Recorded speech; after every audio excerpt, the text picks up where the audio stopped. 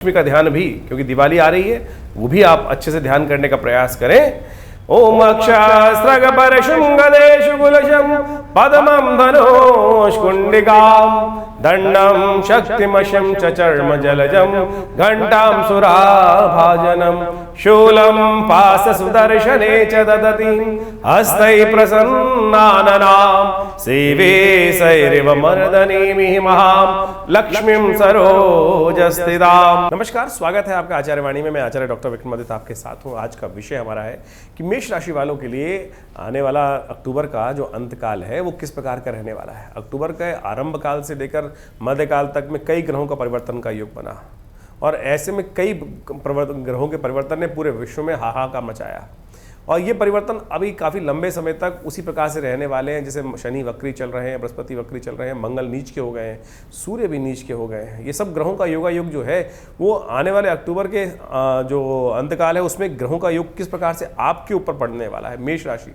मेष के स्वामी मंगल और मंगल महाराज चतुर्थ भाव में जिस प्रकार से योग बना रहे हैं नीच के होकर, ये आपके लिए बहुत ज़्यादा सावधानी से चलने वाला समय है। तो आप समझ लें सिलसिलेवार तरीके से ग्रह नक्षत्रों का योग कैसा रहेगा। लेकिन अक्टूबर के अंत में कई प्रकार के उत्सव ऐसे आ रहे हैं, ये मुहूर्त ऐसे आ रहे हैं कि जिनमें आप छोटे छोटे कुछ उपाय कर लें तो आपके इन सब ग्रहों का नेगेटिव प्रभाव आप पर बिल्कुल नहीं होगा। जी हाँ, बिल्कुल नहीं होगा।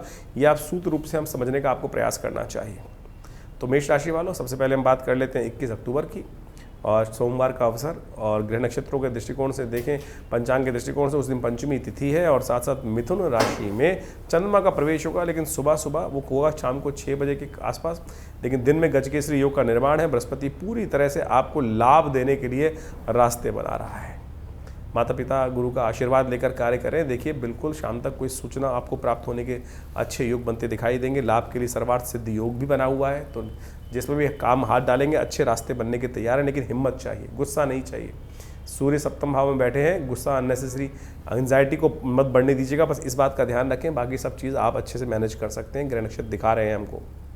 22 तारीख मंगलवार का अवसर, षष्ठी तिथि है और साथ साथ ग्रह नक्षत्रों का योग परिवर्तन की स्थिति में चला गया है। चंद्रमा परिवर्तित होकर पराक्रम भाव में आ गए हैं और ये आपके समय को अब यदि आप सदुपयोग करते हुए कार्य करेंगे तो बहुत अच्छा 2-3 दिनों में पॉजिटिव रिजल्ट्स लाने के योग बनते दिखाई दे रहे हैं। पॉजिटिव रिजल्ट्स लाने के योग बनते दिखाई दे रहे हैं। तो ऐसे में बस बृहस्पति का वक्री स्थिति है, उसको थोड़ा ध्यान रखते हुए कार्य करना है। दिमाग नेगेटिव तरफ ना चलें, घूम के कार्य ना करने का प्रयास करें। थोड़ा सा सीधे रास्ते को पकड़ने का प्रयास करोगे, समय को सही यूटिलाइज करोगे तो बिल्कुल रास्ता आपके लिए बहुत बढ़िया दिखाई देता है। मंगल नेगेटिव है इस वक्त, मंगल का उपाय बहुत ज़रूरी है। मंगल अस्त जो विशेष तौर पर अवस्था में है, बहुत क्षीणस्थ अवस्था में, कमज़ोर अवस्था में, तो उसके लिए हनुमान जी का स्तवन करें। हनुमान जी का चूल्हा मैं तो कहूँगा रोज़ चढ़ाओ, हनुमान चालीसा का पाठ रोज़ करो और फिर देखो ये आने वाले 4 महीने मंगल आपके लिए नेगेटिव नहीं होगा। नहीं तो ये आपको अकेला कर सकता है। जो लोग हैं आप थोड़े से कष्ट डालेंगे, योग बना सकते हैं। ध्यान रखते हुए कार्य करने की ज़रूरत है। और लाख लोग बुरा चाहें लेकिन आप कम से कम मनोमस्तिष्क में नेगेटिव मत रखिएगा। विशाल हृदय व्यक्ति अभी भी आपके साथ काम करेंगे, ये बिल्कुल आश्वस्त होकर समझने का प्रयास करें मेष राशि वालों। लेकिन थोड़ी सी हिम्मत में कमी आने के योग दिखाई देते हैं, तो बहुत ज़्यादा फ्रस्ट्रेशन नहीं करनी चाहिए आपको। 23 तारीख बुधवार का अवसर, सप्तमी तिथि है, भद्रा का योग है जो करीब करीब दोपहर को 1:23 तक विद्यमान रहेगी। नए कार्यों को आरंभ करने से बचना चाहिए और इसमें उपाय जो श्रेष्ठ बनता है वो आप समझ लीजिए क्या है आपके लिए। भगवान गणेश का स्तवन, गणेश जी को विशेष तौर पर दूर्वा अर्पित करें, वो आपके लिए अच्छी रहेगी। 24 तारीख बृहस्पतिवार का दिन, अष्टमी तिथि है, अहोई अष्टमी का योग है। गुरु पुष्य योग भी इस दिन विद्यमान है। ये सबसे शुभ योग माना जाता है, साल में 3-4 बार बनता है और ऐसे में दिवाली से पहले दिवाली का योग बना रहा है।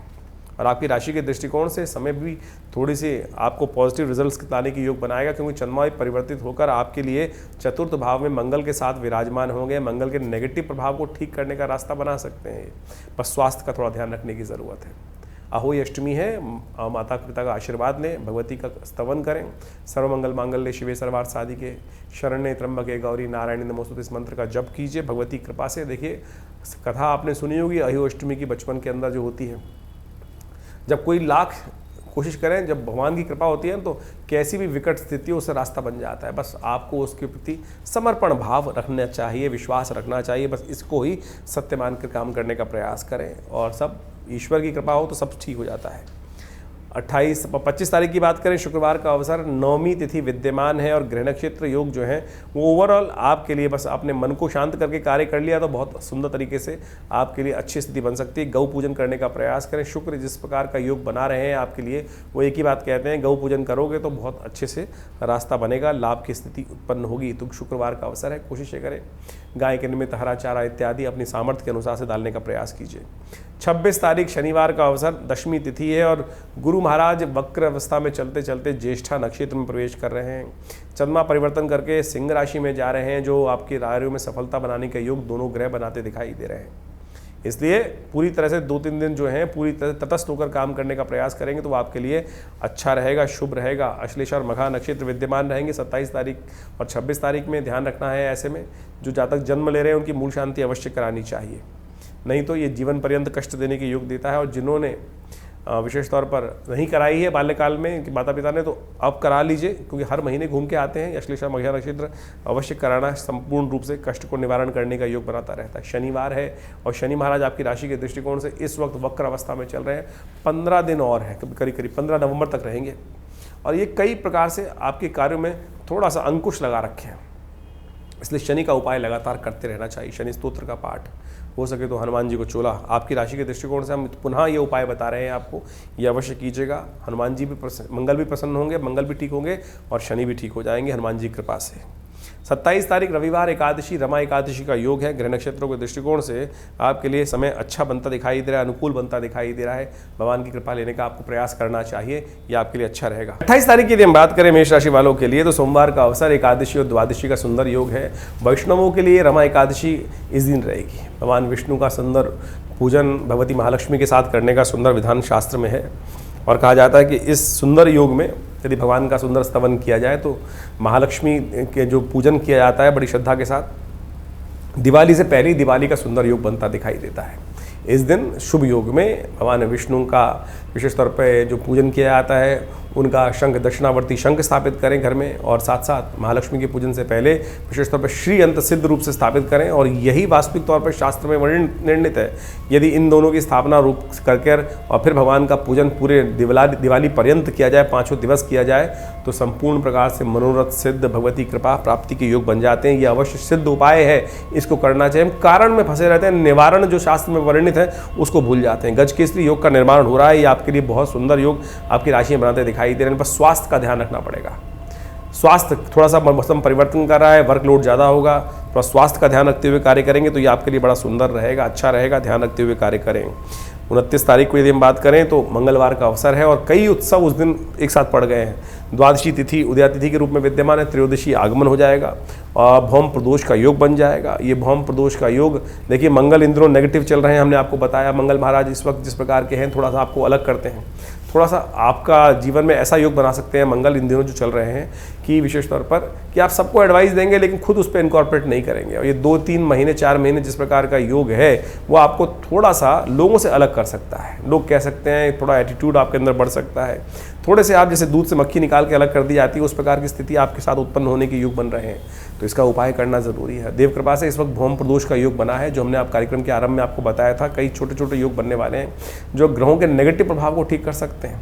कोशिश करें इस दिन हनुमान जी का सुंदर पाठ करें, सुंदरकांड का पाठ करें। हो सके तो इस दिन विशेष तौर पर भौम प्रदोष है, भौम प्रदोष यानी त्रयोदशी का सुंदर योग मंगलवार के दिन शाम के समय प्रदोष काल में पड़ा है। ऐसे में भगवान शंकर का रुद्राभिषेक यदि आप इच्छु रस गन्ने के रस से करेंगे तो ये मंगल के नेगेटिव प्रभाव को ठीक करने का सुंदर रास्ता है। शास्त्र में बहुत सुंदर सीधा साधा उपाय, हिंग लगे न फिटकर रंग चोखा होगा। हम अनेक प्रकार के नग धारण, कभी ये कभी वो खर्चे करने के योग करते रहते हैं। सीधे साधे उपाय शास्त्र में जो वर्णित है उनकी तरफ नहीं जाते हैं। ध्यान रखते हुए कार्य करें। इस दिन एक और विशेष उपाय करने का प्रयास करें, यम दीपदान। दीपावली का महापर्व आरंभ हो रहा है और ये यम की पूजन से आरंभ हो रहा है। कहा जाता है कि दिवाली का श्रेष्ठ पर्व जो है बड़ा ही यमराज की पूजा से आरंभ होता है और ये 5 दिवस का पूजन यमराज की पूजा से ही अंत होता है। मृत्यु के देवता से आरंभ, मृत्यु के देवता से अंत, भय का निवारण। ये भय का निवारण है। बहुत सारे लोग नेगेटिव भाव में उत्पन्न, यमराज का नाम आते ही नेगेटिव उत्पन्न करते हैं। यहाँ हम मृत्यु के भय को भी दूर करने के लिए आराधना कर लें तो क्या होगा, मृत्यु का भय भी जीवन से दूर हो जाएगा। कहा जाता है कि इस दिन यदि एक दीपक प्रज्वलित करके यमराज के निमित्त घर के दक्षिण भाग में जला दिया जाए तो 1 वर्ष तक, अगली यम द्वितीया विशेष तौर पर धनतेरस तक अपमृत्यु नहीं होती। व्यक्ति के सम्मान की रक्षा हर भाव से होने का योग बन जाता है। तो अवश्य इस दिन ये प्रयोग करना चाहिए। हम कार्यक्रम के अंत में पूरी तरह से इसके ऊपर स्कंद पुराण में जो वर्णन है वो पूरा बताएंगे आपके, वो अवश्य कीजिएगा। कष्ट निवारण करने के योग बनेंगे। गोवत्स पूजन इस दिन किया जाता है। गाय के बच्चे के बछड़े का पूजन भी इस दिन करने का शास्त्र में नियम है। 30 तारीख ग्रह नक्षत्रों के दृष्टिकोण से बुधवार का अवसर, त्रयोदशी तिथि, गजकेसरी योग आपकी राशि में बना हुआ है। पॉजिटिव रिजल्ट्स लाने के योग बनते दिखाई दे रहे हैं। स्वास्थ्य का ध्यान रखने के लिए सुंदर उपाय करें, क्योंकि चंद्रमा छठे भाव में चल रहे हैं, स्वास्थ्य के लिए थोड़ी समस्या उत्पन्न कर सकते हैं। तो धन्वंतरी जयंती है इस दिन। भगवान धन्वंतरी अमृत कलश लिए भगवान विष्णु स्वरूप में इनका पूजन करना चाहिए, फिर इनका चरणामृत ग्रहण कर लेना चाहिए। शालिग्राम जी स्वरूप में इनका पूजन करना समस्त प्रकार से कल्याण करने वाला है। तो अवश्य इनका पूजन करते हुए भगवान का स्तवन करें तो आपके लिए अच्छा रहेगा ग्रह नक्षत्र के दृष्टिकोण से। 31 तारीख यदि हम बात करें, बृहस्पतिवार का दिन, चतुर्दशी तिथि है, हनुमान जयंती का सुंदर योग बन रहा है। कई पंचांगों में 30 तारीख को ही हनुमान जयंती बताई गई है। दोनों दिन मना सकते हैं आप, कोई दिक्कत नहीं है। और अलग अलग मत के अनुसार से, कल्प भेद के अनुसार से कई भेद दिए गए हैं, लेकिन हमारे दृष्टिकोण से 31 तारीख को, क्योंकि मध्याह्न काल में उस दिन भी अमावस्या जो चतुर्दशी है विद्यमान है, उसके बाद अमावस्या का योग बनेगा, तो आप इसका लाभ उस दिन भी ले सकते हैं, कोई दिक्कत नहीं पड़ेगी। इस दिन नरकासुर का भी संहार भगवान के द्वारा किया गया, तो नरक चतुर्दशी कहा जाता है। इस दिन भगवान विष्णु का, भगवान कृष्ण का पूजन कर लेने से कहा जाता है नरक के दर्शन नहीं होते। रूप 14 का भी योग बनता है इस दिन। ग्रह नक्षत्रों के दृष्टिकोण से चंद्रमा परिवर्तन करके तुला राशि में आ रहे हैं और ये आपके लिए दिवाली को शुभ बनाने के लिए अच्छे योग बनाते दिखाई दें। चंद्रमा और सूर्य दोनों के दोनों सप्तम भाव में विराजमान होकर एक नई शक्ति आपके अंदर ऊर्जा प्रदान करने के रास्ते बनाते दिखाई दे रहे हैं। सुंदर रूप से जो उपाय बताएं वो अवश्य करने का प्रयास करें। दिवाली का सुंदर पर्व अब किस प्रकार से आपको मनाना है, दिवाली के संबंध में जो भ्रांति है उसको भी ठीक करने के लिए हम यहाँ पर आपके समक्ष समस्त बातें उपस्थित कर रहे हैं, समझ लीजिए। नक्षत्रों के दृष्टिकोण से चतुर्दशी तिथि उदय तिथि के रूप में विद्यमान है और ग्रह नक्षत्रों का परिवर्तन होकर आपके लिए धर्म भाव का उदय होने का योग बनेगा। चंद्रमा परिवर्तन करके करीब 11:15 बजे के आसपास तुला राशि में प्रवेश करेंगे और यह आपके लिए सुंदर रहेगा। धर्म का उदय करने का योग बनेगा, धर्म में आस्था जागी। हनुमान जयंती भी है इस दिन और बृहस्पति वीरवार के दिन हनुमान जयंती का सुंदर योग बन रहा है। साथ साथ नरका चतुर्दशी का भी सुंदर योग बन रहा है और इस दिन विशेष तौर पर एक प्रयोग अवश्य करना चाहिए। इस दिन सुबह सूर्योदय से पहले स्नान करना चाहिए और एक आपामार्ग का पेड़ का पत्ता, छोटी सी बूटी होती है जिसको चिड़चिटा बोला जाता है, उसको रात को ही उखाड़ के रख लेना चाहिए और अपने सिर से वार कर स्नान इत्यादि करने के उपरांत उपटन लगाकर तिल का तेल से स्नान करना चाहिए। यम के निमित्त जो विशेष तौर पर 14 मंत्रों के द्वारा तर्पण करने का विधि है वो अवश्य करना चाहिए स्नान के उपरांत। और उसके बाद यम के पुत्रों के निमित्त 2 दीपक घर के बाहर जलाने चाहिए और उसके बाद यम का पूजन करने के बाद फिर भगवान हनुमान जी की उपासना करनी चाहिए और साथ साथ भगवान विष्णु की उपासना करनी चाहिए।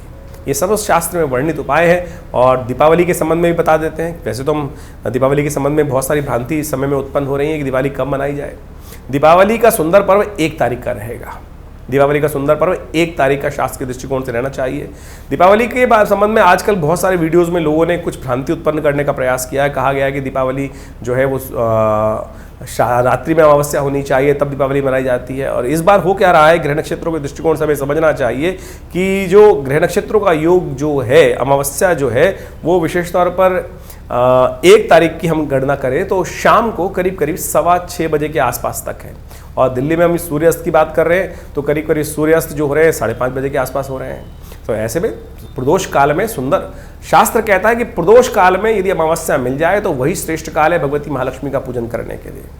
जो लोग भ्रांति उत्पन्न करने का प्रयास करें, रात्रि में प्रदोष काल रात्रि ही का ही प्रथम पहर मान लिया जाता है, तो उसमें रात्रि में अमावस्या मिल रही है, उदय तिथि अमावस्या मिल रही है, तो औचित्य ही नहीं है कि आप 31 तारीख को दीपावली मनाएं। ऐसा कोई शास्त्र में वर्णन नहीं है। कुछ लोग भ्रांति उत्पन्न करने का प्रयास कर रहे हैं और वो कह रहे हैं प्रदोष काल में उस दिन पहले ही मिल जाएगा। उदय तिथि मिल रही है और प्रदोष काल में जा रही है 1 तारीख को अमावस्या, तो फिर किस बात का। स्वाति नक्षत्र भी जो विद्यमान है वो रात्रि में मिल रहा है, तो फिर क्यों विशेष तौर पर हम भ्रांति में फंसे। कुछ लोग तथाकथित तौर पर ज्योतिष को गलत रूप से उपस्थित करने का प्रयास कर रहे हैं। शास्त्र में वर्णित वर्णित है प्रदोष काल में, जिस दिन अमावस्या शुद्ध रूप से विद्यमान है और धर्म सिंधु, निर्णय सिंधु इत्यादि में इस बात को प्रतिपादित किया गया है। तो आप इस बात का ध्यान रखते हुए कार्य करें। कुछ लोग जबरदस्ती धर्म के प्रति भ्रम उत्पन्न करने का प्रयास करते हैं। 1 तारीख को ही दीपावली का सुंदर पर्व रहेगा, उसको इसी प्रकार से मनाने का प्रयास करेंगे तो बहुत सुंदर रहेगा। महालक्ष्मी की सुंदर पूजन 1 तारीख को ही रहेगा।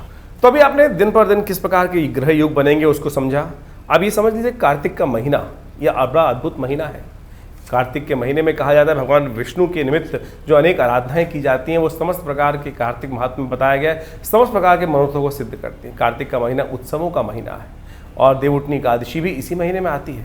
तो इसलिए इस पूरे मास में भगवान विष्णु की यथाशक्ति यथाश्रद्धा पूजन करने का हमें प्रयास करना चाहिए। दिवाली, अनेक प्रकार के उत्सव वो सब इसके अंदर आ ही रहे। अहोई अष्टमी, करवा चौथ, ये सब के सब इसमें आए। अभी आपने सब इसके बारे में महत्व सुना। अभी आने वाले समय में विशेष तौर पर देवउठनी एकादशी, तुलसी पूजन, समस्त प्रकार के अद्भुत उत्सव इसमें आएंगे। देव दिवाली का भी सुंदर उत्सव भी इसी कार्तिक के महीने में आता है। तो ये कार्तिक के महीने में श्रद्धा के साथ भगवान विष्णु की पूजन, साथ साथ महालक्ष्मी के पूजन करने का जो शास्त्र में विधान है, ये छोटी छोटी परिपाटियाँ नहीं हैं।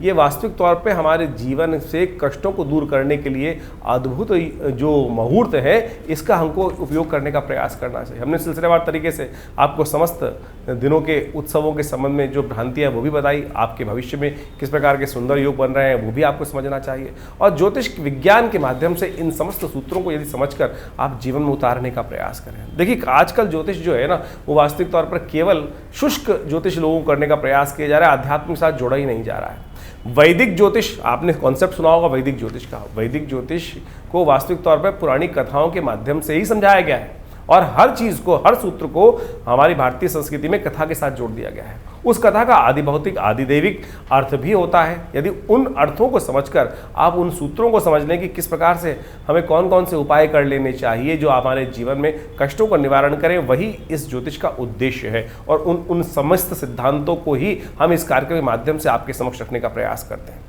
तो जो उपाय हमने बताए, चाहे वो दिवाली के उपाय हों, चाहे वो धनतेरस के उपाय हों, और धनतेरस के दिन विशेष तौर पर शास्त्र के दृष्टिकोण से जो हमने आपको बताया कि यमदीप दान का एक मुहूर्त बताया था आपको। दिवाली का ही मेन उत्सव है, उसको अच्छे से समझ लें कि किस प्रकार की हमारे यहाँ दिवाली 1 दिन की या 2 दिन की दिवाली नहीं होती। आमतौर पे क्या होता है, छोटी दिवाली, बड़ी दिवाली एक भ्रांति के रूप में लोगों के मनोमस्तिष्क में आ जाती है। लेकिन दिवाली भारतीय संस्कृति में 5 दिन की मनाई जाती है, जो धनतेरस से आरंभ होती है और विशेष तौर पर जाती है भैया दूज तक। ये दिवाली का महापर्व है और दिवाली का महापर्व जो है मृत्यु के देवता से आरंभ होकर मृत्यु के देवता पे ही समाप्त होता है। धनतेरस के दिन यमदीप दान, यम पूजन करने का नियम बताया जाता है और अंतिम में यम द्वितीया के साथ ये मुहूर्त आरंभ होता है। यानी भारतीय संस्कृति में इस बात को समझें कि किसी भी चीज़ का भय नहीं है। यानी यम का मतलब मृत्यु के देवता, उनके भी पूजन करने का शास्त्र में नियम बताया गया है। और यदि आप यमदीप दान कर लें, कहा जाता है कि 1 वर्ष तक, यानी इस यमदीप दान से अगले यमदीप दान तक, यानी कार्तिक मास के जो कृष्ण पक्ष की त्रयोदशी से लेकर अगले वर्ष की त्रयोदशी, कृष्ण पक्ष की जो कार्तिक की त्रयोदशी तक अपमृत्यु होने के योग नहीं बनेंगे। केवल 1 दीपदान यदि कर लिया जाए, सूत्र भी समझ लीजिए किस प्रकार से शास्त्र के अनुसार से उसको बताया गया है। शास्त्र के 29 तारीख को ये योग हमने जो बताया आपको, उस दिन यम दीपदान का सुंदर मुहूर्त बन रहा है और विशेष तौर पर 29 तारीख से ये आरंभ हो जाएगा, क्योंकि शाम के समय प्रदोष काल में उस दिन त्रयोदशी आ जाएगी, तो उस दिन से ये योग बन के आरंभ हो जाएगा। उस दिन से यदि आप इन उपायों को कर लें तो शास्त्र के दृष्टिकोण समझिएगा अद्भुत रूप से योग बन जाएगा। इस बार दीपावली का जो उत्सव है 29 तारीख से आरंभ हो रहा है। यम दीप दान से उसको करने का प्रयास करना चाहिए। उस दिन 29 तारीख की शाम के समय एक सूत्र समझ लें, एक अद्भुत रूप से क्या शास्त्र बताया गया है कि उस दिन एक दीपक, चौमुखा दीपक लेकर अपने घर के दक्षिण दिशा में उसको प्रज्वलित करना चाहिए यम के नाम पर। और विशेष तौर पर इसको प्रज्वलित करने के लिए यमदीप दान करने की जो व्यवस्था की जाती है, कहा जाता है कि इस दीप को यदि उस दिन जला दिया जाए, अन्न की ढेरी बनाकर एक आटे का चौमुआ दीपक लेकर वहाँ पे यमाय नमः इस प्रकार के मंत्र का उच्चारण करते हुए यदि उस दीप को जला दें और उससे पहले उस दीप की आरती अपने पूर्वजों के निमित्त दक्षिण दिशा में दिखाकर अपने पितरों को दिखा दें, तो ये केवल 1 दीपदान आपको 1 वर्ष तक किसी भी प्रकार की अपमृत्यु से, यानी अपमान के होने के योग, आपके नाम को खराब होने के योग, कैसे भी कष्ट हो उनसे रक्षा करने का ये अद्भुत रूप से उपाय शास्त्र बताया जाता है। तो ये अवश्य कर लेना चाहिए शास्त्र के दृष्टिकोण से। और इसके बाद अगले दिन धन्वंतरी भगवान का सुंदर पूजन रहेगा, जो 30 तारीख को रहेगा बुधवार के दिन। जिस प्रकार से हमने आपको बताया भगवान धन्वंतरी कौन? आमतौर पे लोग इस उत्सव को कटोरी लाने का या बर्तन लाने का उत्सव मना लिया है। यमदीप धन्वंतरी वास्तविक तौर पे अमृत कलश लेकर जो उपस्थित हुए उस सागर मंथन से, वो देवता माने जाते हैं। धन्वंतरी आयुर के देवता है, आयुर अमृत को प्राप्त कराने वाले देवता है, उनका पूजन करने का शास्त्र में विधान है। और वास्तविक तौर पर यदि उनका पूजन रूप से किया जाता है, नहीं तो आज की तारीख में, पुराने ज़माने में धन का जो वास होता था वो बर्तनों में होता था, क्योंकि वो वास जो बर्तनों में होता है वो विशेष तौर पर या तो हमारे चांदी के बर्तन होते थे या विभिन्न समृद्धि के बर्तन होते थे। आज की तारीख में तो लोहे के बर्तन हैं। यदि उनको घर ला रहे हैं तो शनि को घर लाने का प्रयास कर रहे हैं। तो इसलिए इसको बर्तनों का उत्सव ना बनाएं, सुंदर रूप से शास्त्र के विधान के अनुसार से सुंदर उनका पूजन करके आरंभ करने का प्रयास करें तो बड़ा सुंदर रहेगा। उस दिन जो 30 तारीख को योग बन रहे हैं, त्रयोदशी उदयातिथि के रूप में विद्यमान रहेगी, सुंदर पूजन उनका करने का प्रयास करें तो अद्भुत रूप से आपके कल्याण के योग बनेंगे। भगवान धन्वंतरी का सुंदर पूजन करें, भगवान विष्णु के स्वरूप में उनका पूजन किया जाता है शास्त्र के दृष्टिकोण से, और वो आयुष को प्रदान करने वाला माना जाता है। 31 तारीख को छोटी दिवाली का भी पर्व है, जिसको कहा जाता है हनुमान जयंती। नरक चतुर्दशी का सुंदर योग पड़ रहा है। कहा जाता है इस दिन सुबह सुबह जब सूर्य उदय से पहले स्नान कर लेना चाहिए और अपने पूरे शरीर पर तेल का मर्दन करना चाहिए।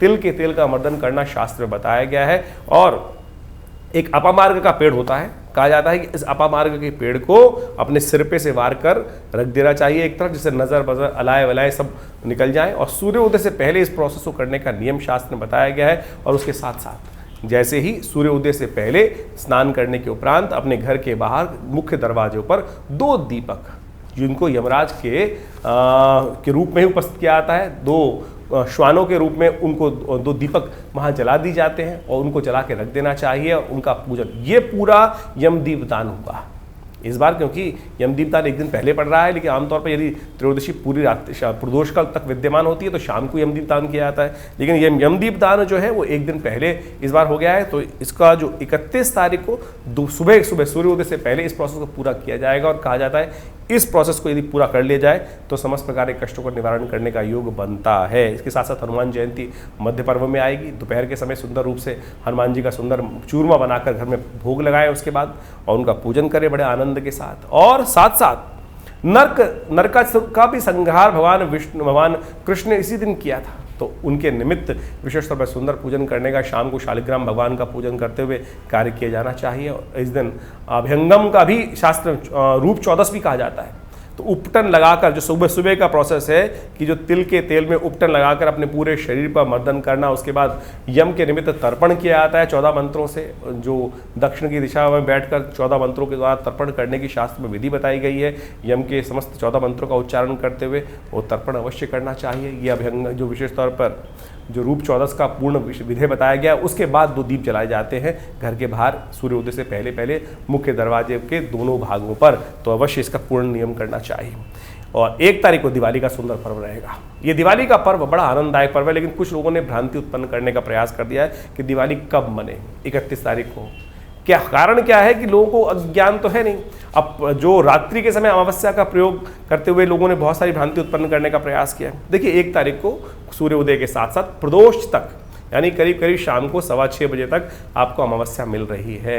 और प्रदोष काल प्रशस्त है। यदि प्रदोष काल के अंदर सुंदर योग बने तो उस दिन कोई दिक्कत नहीं है, उसका पूजन कर लेना चाहिए। तो शाम के समय यदि प्रदोष काल में जो अमावस्या आपको मिल रही है तो उसमें उसका पूजन किया जाए। 31 तारीख का दिवाली का कोई औचित्य बनता ही नहीं है, क्योंकि उस दिन दोपहर के बाद करीब करीब 3 बजे के आसपास अमावस्या आई और लोगों ने कई भ्रांति उत्पन्न करने का प्रयास कर दिया।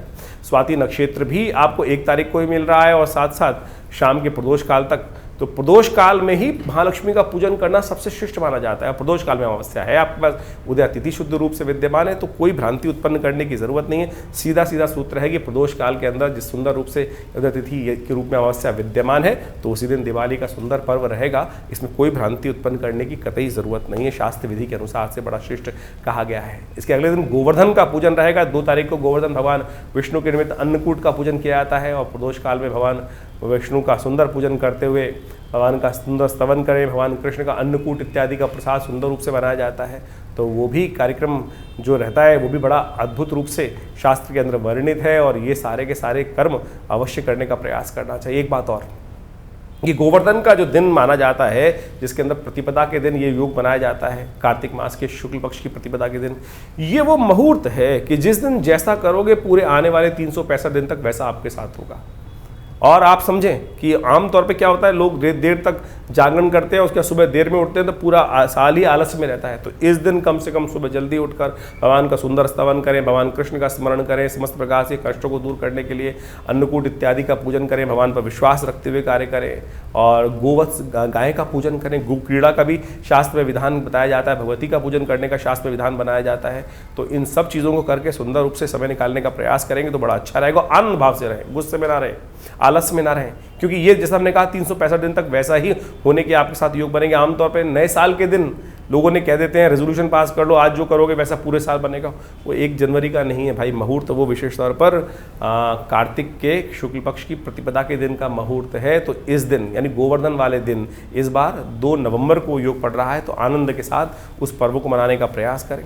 और साथ साथ इसके बाद दीपावली का अंतिम पर्व जो होता है वो होता है यम द्वितीया, भाई दूज का पर्व। कहा जाता है कि यमुना जी भगवती जो यमराज जी की बहन है, और इस दिन यमुना जी ने बड़े सत्कार के साथ यमराज जी को बुलाया था और कहा था कि कभी आप हमारे घर नहीं आते हैं।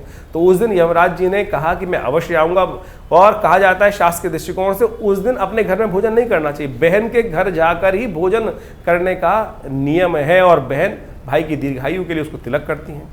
तो ये अवश्य नियम पालन करने का प्रयास करना चाहिए। भारतीय संस्कृति के अद्भुत पर्व हैं, और इन सब मुहूर्तों के अंदर आपको कोशिश ये करनी चाहिए दीपावली पर्व के अंदर अपने घर में सिद्ध महालक्ष्मी का यंत्र स्थापित करें, साथ साथ दक्षिणावर्ती शंख स्थापित करने का प्रयास करें। ये महालक्ष्मी का साक्षात प्रतीक माना जाता है, और महालक्ष्मी का साक्षात प्रतीक माना जाता है समस्त कष्टों को निवारण किया था। जब दिवाली का पूजन करें आप, दिवाली के दिन यानी जो इस बार दीपावली का जो 1 नवंबर को सुंदर पर्व पड़ रहा है, उस दिन पूजन के अंत में भगवती को कमल के पुष्पों की एक विशेष तौर पर शैया प्रदान की जाती है। और पूजन के अंत में यदि कमल के पुष्प नहीं मिल रहे हैं तो मखानों को ले सकते हैं आप, और मखानों को लेकर सुंदर तो एक प्लेट में रखकर उनके समक्ष उपस्थित करने का प्रयास करें। और महालक्ष्मी का पूजन विशेष तौर पर श्री सूक्त के मंत्रों से करेंगे तो बहुत श्रेष्ठ रहेगा। उस दिन यज्ञ इत्यादि करें, आनंद भाव से कार्य करने का प्रयास करें। ये एक सिद्ध मुहूर्त हैं ये सब के सब। तो अवश्य इन सब मुहूर्तों में सुंदर रूप से पूजन करते हुए कार्य करने का प्रयास करेंगे तो अद्भुत रूप से आपके जीवन में समस्त कष्टों का निवारण करने का योग बनेगा। सिद्ध महायंत्र, विशेष तौर पर महालक्ष्मी का सिद्ध यंत्र अवश्य स्थापित करना चाहिए महालक्ष्मी, और पूरे वर्ष उनकी पूजन करने की सुंदर व्यवस्था बनाने का प्रयास करना चाहिए। और ये समस्त प्रकार के आपके अनिष्टों को दूर करने का योग बनाती हैं ये सारी चीज़ें। और शंख, दक्षिणावर्ती शंख इस दिन यदि घर में स्थापित करें तो कहा जाता है साक्षात महालक्ष्मी का प्रतीक माना जाते हैं ये सब निधियाँ। तो अवश्य शास्त्र के दृष्टिकोण से इन सुंदर मुहूर्तों का लाभ लेते हुए कार्य करने का प्रयास करें, बहुत आनंद रहेगा।